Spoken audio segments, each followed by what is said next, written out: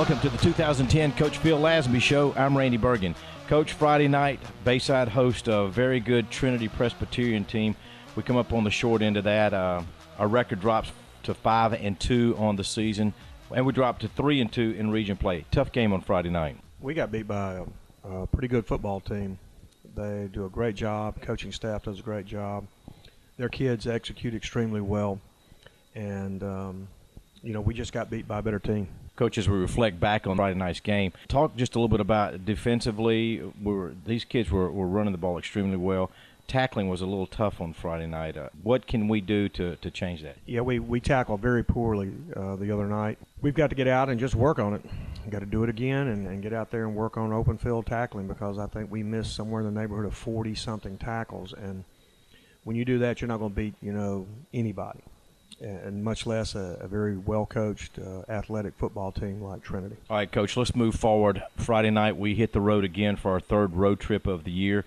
We'll take on the Knights of Montgomery Catholic. Right now they have a 3-4 record, but that record is not indicative of the quality of team that we'll be playing. Montgomery Catholic dropped from 4A down to 3A. They've got good size up front. They probably average around 240 across the front. Got a great running back, number 7. Senior, tall kid. He's about 6'2", about 195 pounds. Really good running back, tough. He never comes off the field. He's a quality player, and we're going to have to.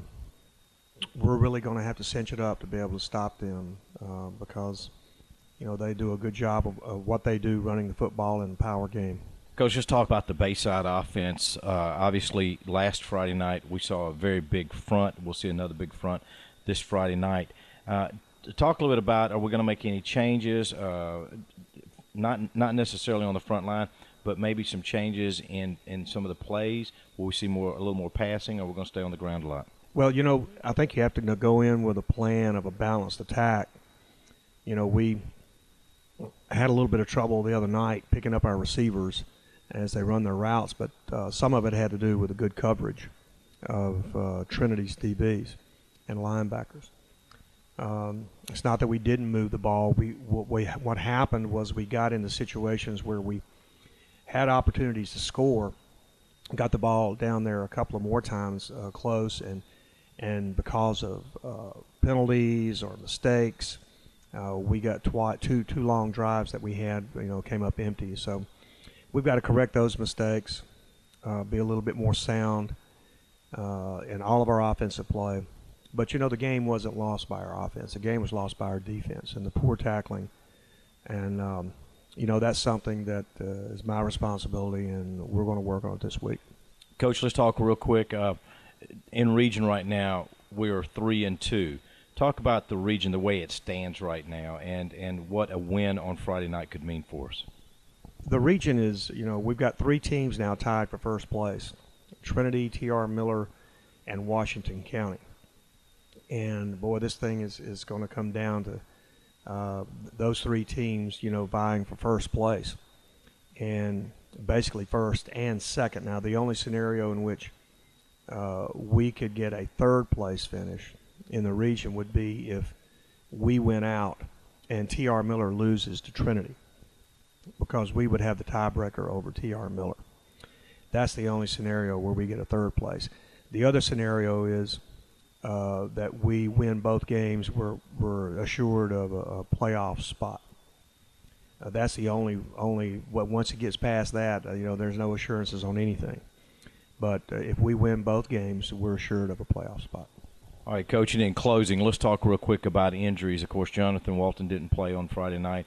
Buck Buchanan, who had a little bit of a hip injury coming into the game, really played extremely well, I thought, as well as Taz Owens in running the ball.